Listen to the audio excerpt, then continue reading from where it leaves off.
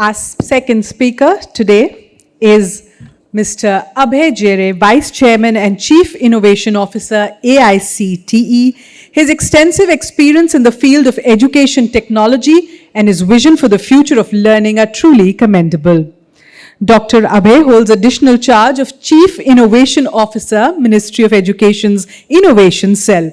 Before joining AICTE as Vice Chairman, Dr. Jere served in Ministry of Education as its first Chief Innovation Officer. He's the brain and driving force behind the annual initiative Smart India Hackathon, which has now evolved as world's biggest hackathon and largest open innovation model. I welcome you on the dais, sir.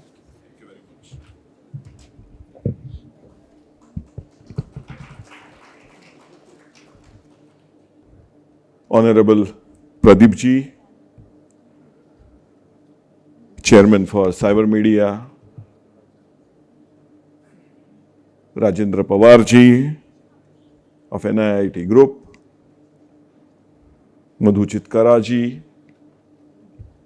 First, I would really like to thank DataQuest and Cyber Media for inviting me here for this very, very important topic to talk about future of higher education in this country. I see a lot of young faces, but I also see some people of my age here. And if you really want to envisage what is going to be future of education in India, you have to just go back 20, 25 years to look at what banking was and now what banking is. About 25 years back, some of the youngsters might not have experienced it.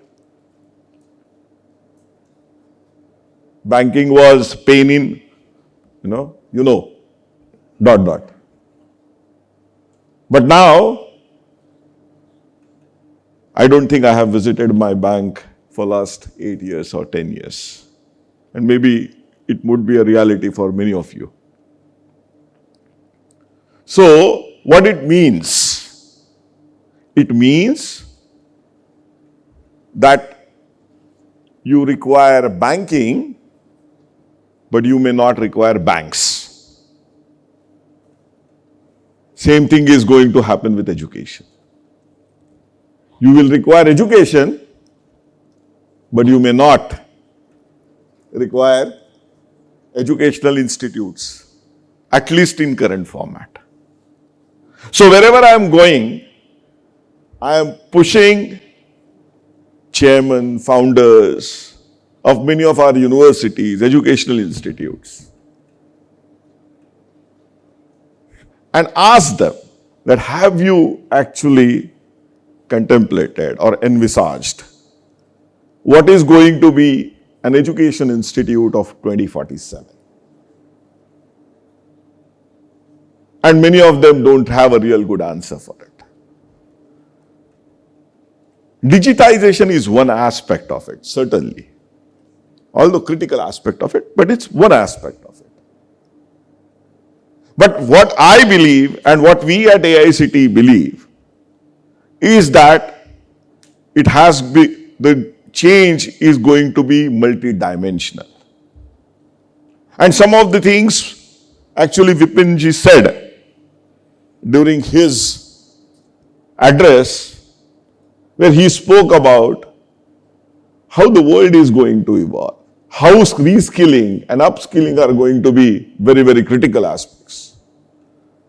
So recently at AICTE, means about a couple of days back, we actually took a very revolutionary decision where we said from henceforth we are going to allow even working professionals to sit in class along with normal students for doing courses. Currently that was not there. Some of the IITs had. Why we did that? It had a two-way implication. One, once a working professional is in class with normal student and they did not do that complete degree. For example, if a college is doing a degree in data science, artificial intelligence, there are a lot of these colleges now which are there, which are coming up with all kind of funny nomenclatures. BTech in data science, BTech in artificial intelligence, BTech in this. 4 artificial intelligence, data science, cyber security, blockchain together, all these nomenclatures, because these are the buzzwords which are thrown, But when you are doing these degrees, you study other subjects also. And the core component is only 20%, 30%. But if I have to learn data science as a reskilling person, from a profession, as a working professional, I need not attend all the classes. I can attend that particular course. I don't know whether you have understood of the importance of what we are trying to do here. What we are trying to do here is that we are trying to push every institution, every university now to start offering courses which are part of a degree program as an individual course and actually charge along with it. So, if I am going to go for only take 2 or 3 courses in 3rd year or in final year, means a 6th semester, 7th semester, then I should able to pay only for those courses and I can sit along with the students. This is going to be in turn help us in multiple entry, multiple exit, or actually pushing the concept of academic banks of credit. Not only that, the bidirectional learning which will happen is also very critical, because students can learn a lot of things from working professionals. They develop the contacts, they develop the network, which will be helpful for them moving forward, as well as the working professionals will learn a lot from youngsters when it comes to technology, when it comes to implementation. So, before that, when we were discussing internally or with educational institutes, we were getting a lot of resistance. But steps like these are going to even change the business model of many of the universities. Currently, universities क्या करते हैं? उनका customer है 4 साल का वो बच्चा जो 18 से 22 तक आता है, उसको इतना निचोड़ते हैं, टेस्ट ट्यूब थोड़ा दे 500 रुपया, ब्यूरेट थोड़ा दे 2000 रुपया, 70%, 69% अटेंडेंस है, 70% नहीं है, दे 5000 रुपया. But now, when we are looking at future of education, this is going to change. Because a student is not going to be, a particular individual is not going to be their customer only for 4 years. Because he has to come back again and again to the school. Already NASCOM is saying that an individual will change his career thrice in the entire professional career of maybe 40 years, 35 years, 40 years, 45 years. So it means that now we have to come up with some kind of a subscription model. And now the universities really need to think that whether they can offer actually subscription models of 30 years, 40 years, 50 years to an individual. That you do a graduation, you pay this much, we will be in touch with you.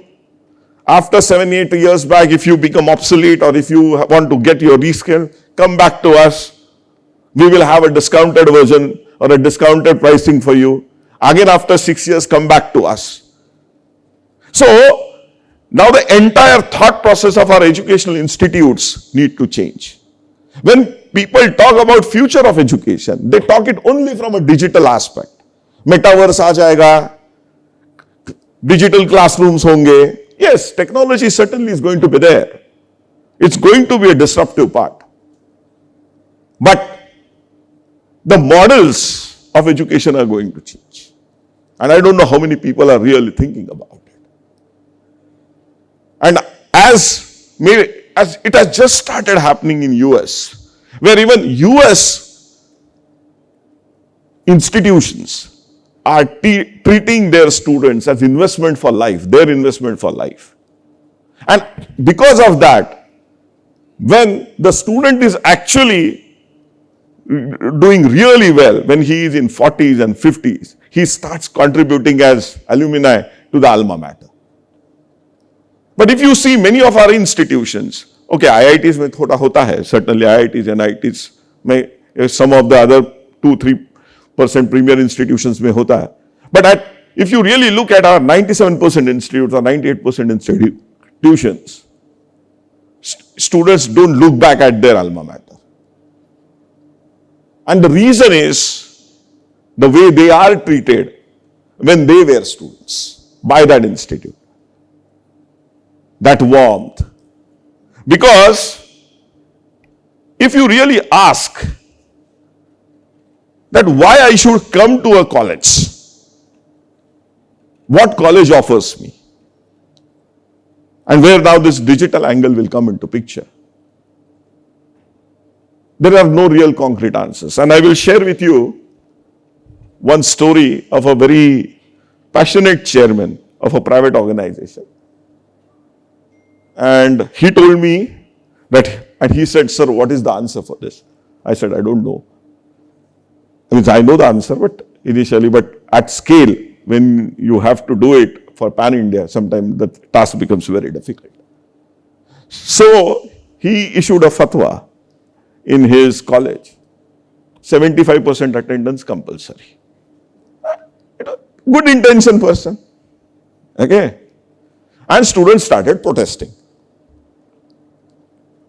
So he was not understanding why students are protesting. And he said, "Nothing doing, boss, you people are here for education, you have to just attend classes." And students were chasing him. They wanted to seek his appointment to make some presentation. He was not giving them. After 15 days, he relented and he gave them appointment. And students made about 45-siders, 50-siders presentation to the chairman of that institute. Very interesting story. And what those students had done is that they had captured the mistakes of the professors while they were teaching in class. और पूछ रहे थे, उन्होंने पूछा है and में chairman से, "sir, do you think we should learn from the?"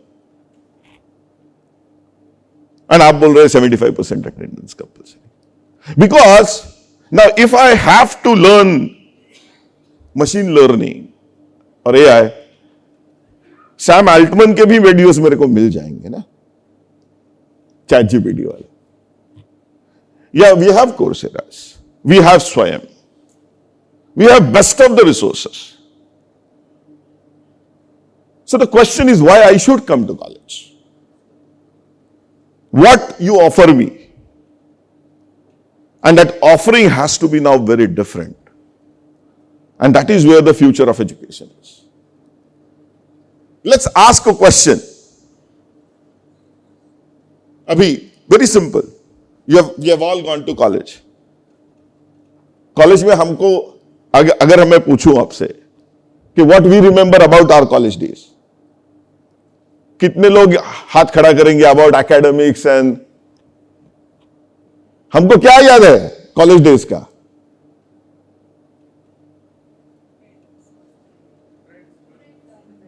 College में कैंटीन में कहां बैठे, किस झाड़ के पीछे बैठे, किसको लेके नहीं मैं पूछूंगा. But all these things which we remember, right? Do we remember कि ये क्या पढ़ाया था इसने? Maybe 1 or 2 occasions. But when we are attending 80% of our time or spending 80% of our time in class, we hardly remember 2, 3, 5, 10 occasions. But we remember more occasions about the fun which we had, the experience,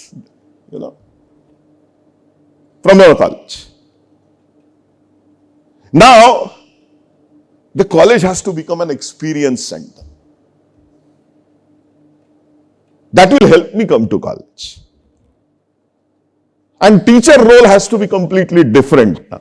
because अगर मैं MIT के best professor से पढ़ सकता हूं, then what you are offering me, which that video or that knowledge will not offer me. That's the question we really need to ask. And the answer for that is a bit simple, that we have to go back somewhere and actually what we can say, reinvent, recast, rethink what happened in our Gurukul systems, where teacher was not just a teacher. He was a parent.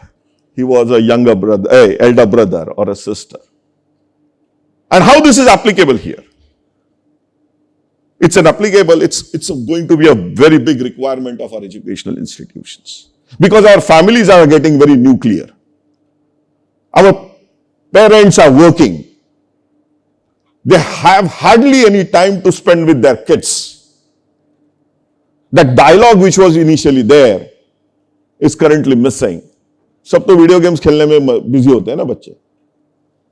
But then what about mental health issues? No, it is generating a lot of mental health issues. It is creating. There's no one to talk. There's no one to give you a confidence that things will be all right. There's no one to actually hold your finger as a mentor.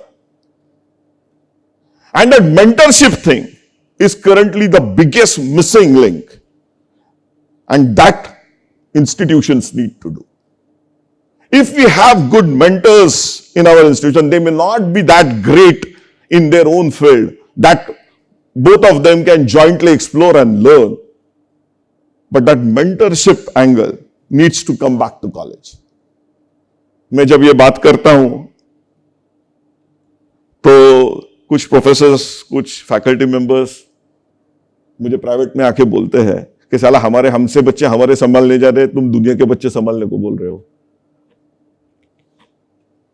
Having said this, the mindset which is currently prevailing in our educational institutes, maybe of management, maybe of faculty members, had to change. And we really need to work in that regard.